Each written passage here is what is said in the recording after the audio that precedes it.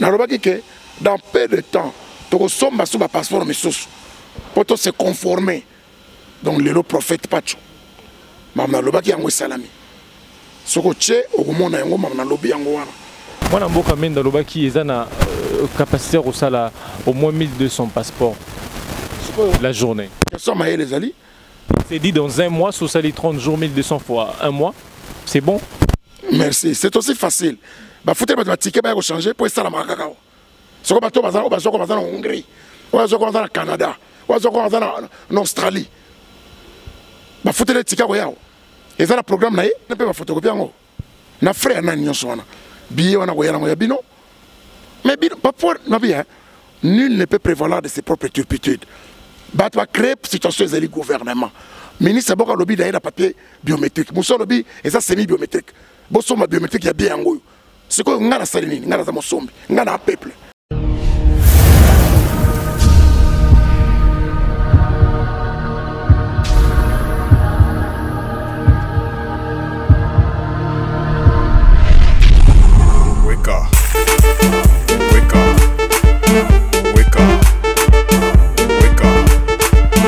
Bonjour ou bonsoir, Banamboka, Balandia Vision plus Télévision, tout dépendra de l'heure à laquelle Borolanda entretient au Lisolo et au Solo communiqué à Mwanamboka AG Matembo Azali, vice-ministre Affaires étrangères et suscité bongo ba réaction la classe politique congolaise, aussi un acteur politique, acteurs sociaux, toujours comprendre l'issue. Et l'on se demande qu'est-ce qui se passe réellement. Communiqué aux actes supprimer circulation, il y a un passeport semi-biométrique et puis c'est juste de délai à un mois, till le 16 octobre prochain. Alors na cadre wana teko solana mwana mboka Pacho Panda Azali, député honoraire de l'Assemblée nationale. Mwana mboka Pacho Panda, bonjour et bienvenue. Merci. Mwana mboka Pacho Panda. Makambango za évoluer déjà moi namboka j'ai matin bon instruire l'ambassade na ba consulat ba appliquer décision na wana signé qui le 16 septembre passé quoi interdit circulation ba passeport semi biométrique. Réaction na ezani n'attend que moi na mboka d'abord. Toza ba congolais toza ko vanda biso mokote to signé ba corps na bandeko ba corps on est lobi que à partir de 2018 passeport et tambola na mboka faisait un passeport biométrique. Yango omoni etindi affaires étrangères et ça la communiqué en sali lui que les passeports va au tambola des passeports biométriques. Tant que sali communiqué wana et répondre à la norme à OASI n'engé lobby bongo. Mais à l'interne il y a un problème parce que passeport biométrique bango ba loba oyo wapi. Pour passeport biométrique oyo biso to zanango yango des biométriques. Pour tango, basalaka passeport. Vous avez un semi-biométrique. Semi-biométrique, et dans le langage ngai na bimisaki. Ngam na lobaka yango ke passeport semi-biométrique, mais on va te ezaki biométrique. Yango réseau interpellation ngai il y a 5 ou 6 ans. Na ministre des Affaires étrangères à l'époque na lobaki passeport ezali biométrique te. Ezali semi-biométrique parce que il y a ta aussi et lobaki que il faut absolument passeport ezala biométrique. Bango baye ministre abi te passeport ezali biométrique. Kasi na okama lelo susu vice ministre bake passeport on est semi biométrique. Et comme semi biométrique ndenge soko nani akosi nani. C'est là il y a un problème. Soko tche question nango oral avec débat au moment na cadre manako lobake passeport est semi biométrique. Na lobaki que dans peu de temps to somba sur ba passeport misusu pour se conformer. Donc le prophète Pacho. Mamna lobaki yango salami.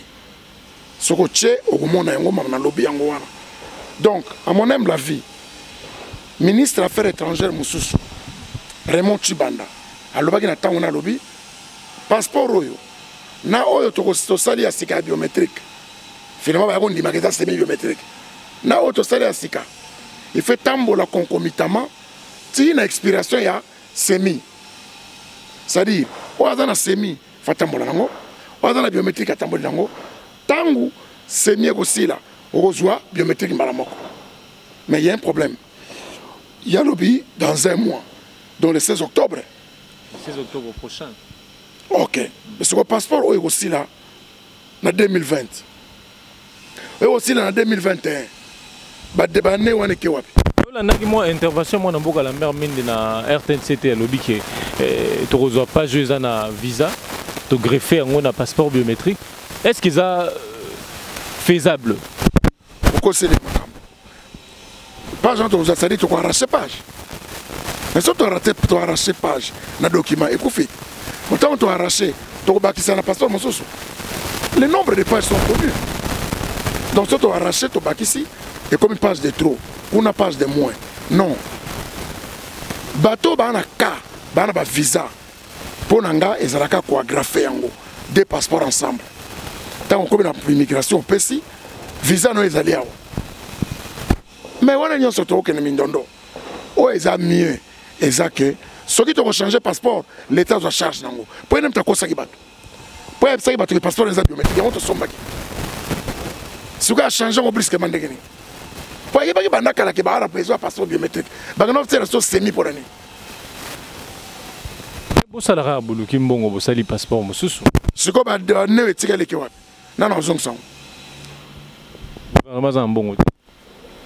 le gouvernement est un commerçant, alors qu'il intérêt. Gouvernement, il faut assumer. Bango na sommet à l'État. Gouvernement est un cohésion, est un moko. Na sommet à l'État. Bango ba lobby, le gouvernement central. Et le lobby que passeport auto tekelibino, on a tous en 2011 ou 2010. On a besoin biométrique. Les autres comme en 2017, mais c'est que passeport est biométrique, c'est semi. Mais du moins, vous saluez de par décision à mon amboka Gematem pour qu'on s'est conformé à règlement au ASI. Et ça, dans les choses que tu ratifies, l'accord, tu as choisi. Mais si le problème est que le passeport peut être un biso ça va passeporter. Si tu as un passeport valable 5 ans, il faut consommer 5 ans. Parce que si tu as un délai, soit ceux qui ont un passeport semi-biométrique, ils ont 3 ans, ils ont parmi un passeport biométrique valable 3 ans. Comme ça, ils ont perdu. Pour qu'ils aient créé le Rwanda. Mais ceux qui ont fait comme ils volent, ils ont bon. Alors, na kota la baimboka la majorité présidentielle bagine comme on a mon amboka Gematembo pour ne plus que pour négocier de lait à un mois. C'est une très bonne idée. Les Camerounais Italie, majorité de opposition, et les Congolais. On peut penser à Kawana. Bolanda qui vice-ministre honoraire il a fait son excellence Yves Kisombe. Alors, c'est clair. Ça dit, vous avez les majorité, vous avez les Congolais. Vous êtes Congolais, oui, vous êtes concernés. Vous connaissez bel et à l'étranger. Tenez compte de Bango. Est-ce que l'affaire étrangère a la capacité de 100 000 passeports par semaine? Si vous avez une bâtiment, c'est basé au camp. Moi, je suis dans le qui a la capacité de au moins 1200 passeports la journée. C'est dit dans un mois, sur 30 jours, 1200 fois un mois. C'est bon? Merci. C'est aussi facile. Il faut que les tickets soient changés pour ça. Si vous avez en Hongrie, ou au Canada, ou en Australie, il faut que les tickets soient. Et ça, le programme. Mais communiquer le baki, ceux qui moutent à Libanda, à l'Ingia, à côté de la frontière, ils ont passeport, ils ont photocopie, ils ont photocopie. Ndewana, avec le passeport, il y a biométrique au bas. Ils ne peuvent pas photocopier. Na frère na nyonso wana billet wana ko yana bino mais bino pas nul ne peut prévaloir de ses propres turpitudes. Bat va créer situation des gouvernement ministre boka lobby d'ailleurs papier biométrique muso lobby et ça semi biométrique boso ma biométrique ya bien ngoyo c'est quoi ngana salini ngana za mosombi ngana peuple bon nyonso zali ko ya mwana mboka Raymond Chibanda non comprendre au contraire Raymond Chibanda lobaki nyonso c'est valable et tambola ce que sili oye ba pesi o sali o yasika wana na pone passeport sili la kaka soki délai nango ya validité sili en dehors non passeport sili la kata be bakata bino bo changer papa il y a une jurisprudence na ka o ngala sala intervention l'accident na mboka j'espère o tiango ba intervention na parler ba na loba ki boye donc ça qui résolution que avant ministre et affaires étrangères a changé passeport pourquoi ils ont changé? Est-ce que c'était le cas? Un député va parce qu'il y a une motion contre. Il y a une question avec débat pour le ministre lâché. Ce qui c'est le cas, tant mieux, il n'y a pas de problème. Ce qui ce n'est pas le cas, qu'est-ce qui va arriver? Donc, Bassali Yango, sans prévu ça, l'Assemblée nationale.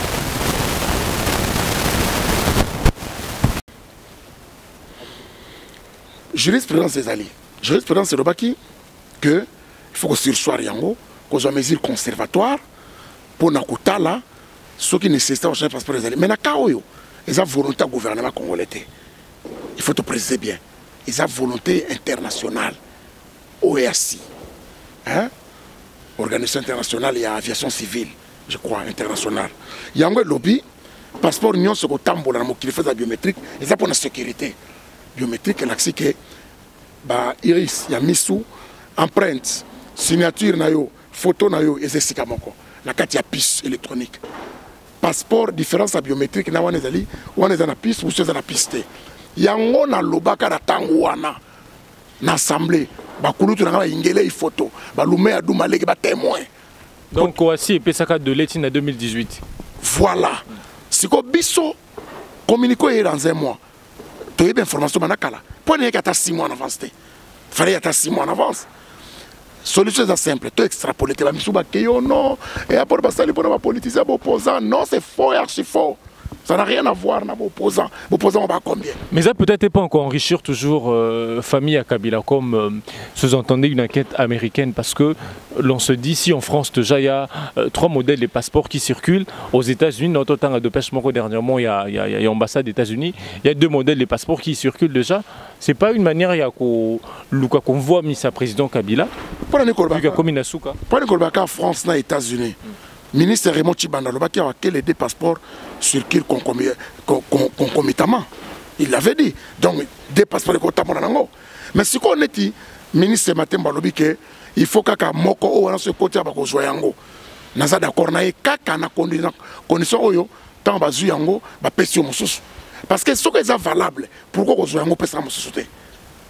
En fait, quand vous dites que bazu yango ba pesio mususu, vous attendez quoi, quelque chose de gratuit? On fait les. Mais il faut ça la gratuit. Parce que c'est normal, les gens qui ont fait des erreurs. Ce qui est tant que passeport de la biométrique, il fallait pas la biométrique. Pourquoi pas semi-biométrique? Donc, tu as semi-après tout ça, un passeport chaque année. Pour l'année. Alors, réaction dans les années, na kota la Baïba Namboka Basangana qui le 20 septembre devant le ministère des Affaires étrangères pendant que ça la sit-in que déposé mémo, oyo la police et ça là qui répression na bango likolo ya Banamboka. Moi je condamne manifestation démocratique. Ce qui est dérangé hors de public. Ngala kena na Genève, na mona irakien moko. Chaque jour aya kawana ye moko che banderole ne akanya on amir avant la manifestation démocratique. Conditions éprouvées hors de public. Les gens pour éviter les gens vont comprendre que nous avons bon on a son passeport. Passeport est la valeur de 5 ans. Mais continuons à y aller, le fait passeport va changer. C'est quoi, une autre somme de sous. Oh, ça fait mal. Il est député honoraire, aux Mwana Mboka Pena Mwana Congo. La minute, les Congolais baza trop nerveux. Démarche qui nous vous proposez dans les citoyens congolais pour nous s'apaiser. Et c'est d'abord pour politiser en côté. Quand il y a des affaires étrangères, que communiquer dans Yowana, et ça dit que l'Assemblée nationale va se faire parce que le passeport, on a monté dans mon akenda, on a bien le passeport, les autres puisque les autres en France, il y a 3 passeports, l'Angleterre est bon. On a pu défendre un passeport semi-biométrique, mais biométrique peut aller. L'expiration en haut, nous avons biométrique, pour ne pas perdre de validité là-bas. Les possibilités d'aller, soit à faire ça. Ou par exemple un passeport semi-biométrique, on peut se faire biométrique. On va sommer un mot pour vous donner des biométriques. Pour vous donner des semi. Vous voyez qui on va dans le paquet. À l'époque, c'était des semi, vous voyez. C'est quoi une solution simple pour 5 ans, pour mon hôtel. Pour mon hôtel, c'est bon, c'est quand on va dans le troisième solution, parce que le gouvernement se prépare. Le gouvernement peut avoir responsable à l'acceptation par rapport à nous, à agir en bon père de famille. La population est déjà démunie. C'est que ça la gestion. Il y a pas de bon côté pour nous. Le gouvernement a pas chopin dans l'élection. Nous sommes des tâches. Tout se planifie. Élection est municipalité, élection est constitutionnelle. En décembre, au ACP, et l'on a expiré en décembre, vous avez charge sur le gouvernement. Nul ne peut prévaloir de ses propres turpitudes. Donc, le gouvernement a intégré son passeport semi-biométrique. Les lots, au ACP, le gouvernement fou à défendre le son OACI, le passeport. Parce que tu vois, tu es partout, le passeport est le Kabatchaka, il est fini. Tant qu'il y a un moyen de gêner. namoni place je n'étais pour battre maka mais au moment où on a beaucoup de na Bangola Rwanda $40 ah oui